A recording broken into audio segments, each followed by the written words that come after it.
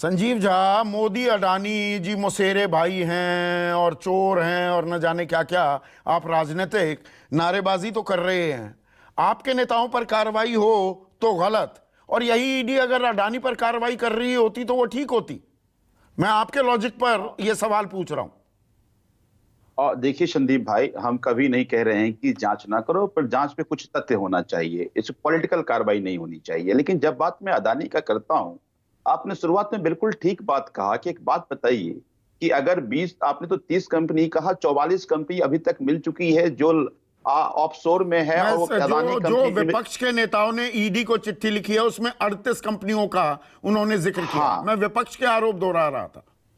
बिल्कुल। तो जो भी कंपनियां, वो 38 हैं, वो 44 है, ये कंपनियां लगातार इन्वेस्टमेंट कर रही थी, क्या इसकी जांच नहीं होनी चाहिए? असली मनी लॉन्ड्रिंग तो यही है ना, कि ऑफशोर में बैठ करके आप किसी शेयर को मैनिपुलेट कर रहे हो। और अदानी, गौतम अदानी के बड़े भाई पहले भी केतन पारीक के साथ 2005 में आरोप लग चुका है।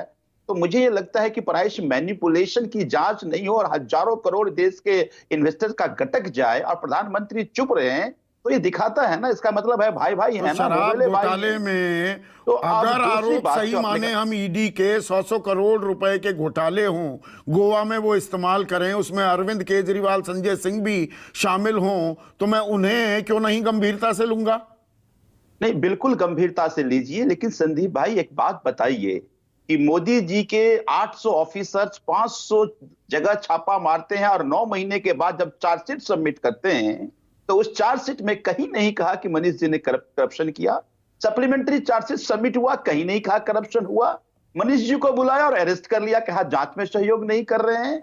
और आज तक ये साबित नहीं कर पाई। अभी भी जो ईडी कस्टडी लिया है, ईडी ने नहीं कहा कि करप्शन है। ईडी कह रहे हैं कि हम पे हमें संदेह है कि करप्शन है, हम इसकी जांच करना चाहते हैं।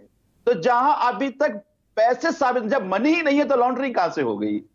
तो साफ दर्शा रहा है ना कि ये जो मतलब संसद की कार्रवाई नहीं होगी, ऐसे ही ये राहुल गांधी बनाम गौतम अडानी हंगामा चलता रहेगा। मुझे ये लगता है कि प्रधानमंत्री को थोड़े, देश के प्रधानमंत्री हैं, देश बहुत उम्मीदों से उनको चुना था, तो अपने भाईचारा में देश को स्टेक पे नहीं रख दें। आप प्रधानमंत्री को जेपीसी की मान लेनी चाहिए। आज सारा विपक्ष जाकर अगर ईडी से शिकायत कर रहा है, तो इतनी लंबी फौज लगाकर उसको रोकने की साजिश क्यों की जा रही है? कहां ईडी छुपाओ, क्यों नहीं जांच की जा रही है? जांच में दिक्कत क्या है?